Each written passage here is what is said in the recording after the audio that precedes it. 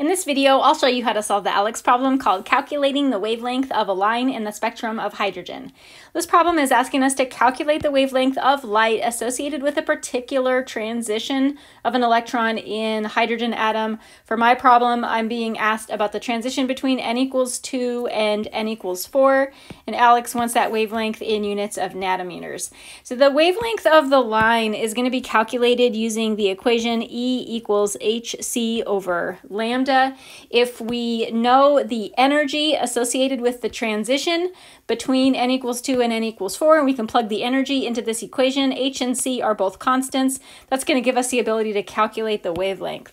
So the first thing that I'm going to do is take this equation and I'm just going to do some algebra on it to isolate that wavelength variable, because that is the variable that we're trying to solve for. And so I get lambda, the wavelength, is equal to h times c, both of those are constants, over the energy E. Now in this equation, the wavelength is going to be calculated in units of meters, and so that means we are going to have to do a unit conversion because ALEKS wants the wavelength in nanometers. H and C are both constants. I'm going to give you the values. Planck's constant, H, is 6.626 times 10 to the negative 34 joules times seconds. C is the speed of light, 3 times 10 to the 8th meters per second. And E is the energy difference between the two energy levels. So for me, again, it's n equals 2 versus n equals 4, and that energy needs to be in units of joules for it to work in this equation. So the next thing that we need to do, or I guess kind of the first thing that we need to do, is calculate the energy of this light. The energy of the light is going to come from the difference in energy between the n equals 2 level and the n equals 4 level. So to calculate E, we need to find the difference in the energy between the two energy levels provided to us. Again, for me, that's n equals 2 and n equals 4. This equation that ALEKS is providing, this is how we calculate the energy at each or at any particular energy level. It says that the energy is equal to the Rydberg constant over the energy level squared, and notice that there's a negative sign here. So what we need to do is calculate the energy for each one of these energy levels. I'm going to start with n equals 2.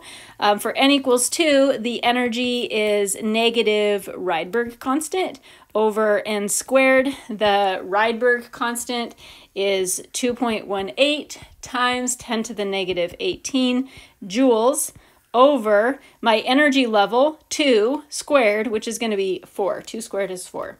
And so I'm going to go ahead and do the math on that. 2.18 times 10 to the negative 18 divided by 4.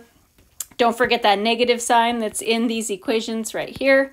Negative 5.45 times 10 to the negative 19 joules. And then for my other energy level, in this problem is n equals 4. The energy is negative Rydberg constant over n squared. That is negative 2.18 times 10 to the negative 18 joules over n equals 4. So this time 4 squared is 16. 2.18 times 10 to the negative 18 divided by 16 is negative 1.36 times 10 to the negative 19 joules. So we are, again, looking for the difference between these two energy levels. That's what we're going to plug into this equation right here. If you're feeling a little stressed out about paying attention to, should I take this number and subtract this one, or should I take this number and subtract this one? Does it matter with the way the problem is worded, which one should come first? It does not. You just need to find the absolute value of the difference. So find the absolute value of the difference between those two energy levels. It just needs to be a positive number. So I'm just going to take that last number that I had in here, the 1.36, and from that I'm going to subtract my other value, 5.45 times 10 to the negative 19. Notice that I am keeping all those negative signs on there.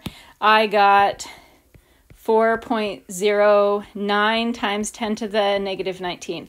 If I had put these into the calculator in the other direction, if I'd put this number first minus this number, I would have gotten a negative 4.09 times 10 to the minus 19, and I just would have recognized that I'm looking for the absolute value of the difference between those two energies. I just want a positive number. That's all that I want. So this is my value of E that I'm going to plug in up here. Oh, I forgot my unit. It's joules. So now I'm ready to use this equation up here.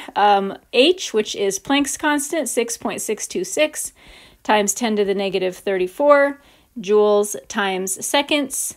The speed of light, 3 times 10 to the 8 meters per second, over the energy that I just calculated, 4.09 times 10 to the negative 19 joules. Let's take a look at how our units are going to cancel. The joules will cancel, the seconds will cancel. We're going to be left in units of meters, which is good because we're calculating a wavelength, so there should be a unit of length. And let's plug this into the calculator. 6.626 times 10 to the negative 34 times 3 times 10 to the 8th divided by our answer, 4.09 times 10 to the negative 19. That gives me 4.86. Ooh, I'm running out of room. 4.86 times 10 to the negative 7. Again, that's in units of meters. The last thing that we need to do before we put this into the answer box in ALEKS is make sure that we convert it into the units that ALEKS is looking for. For my problem, ALEKS is looking for nanometers. So my last step is to convert this 4.86 times 10 to the minus 7 into nanometers, and I'll see if I can squeeze that down here. 4.86 times 10 to the negative 7 meters. I'm going to multiply by a conversion factor that has meters on the bottom and my desired unit, nanometer, on top. Nano is the prefix for 10 to the minus 9, so 1 nano is 10 to the minus 9. And that is going to give us an answer of 486 nanometers. It's a tricky problem. There's a lot of individual calculations that you need to do to get yourself to the right answer, but I know you can do it.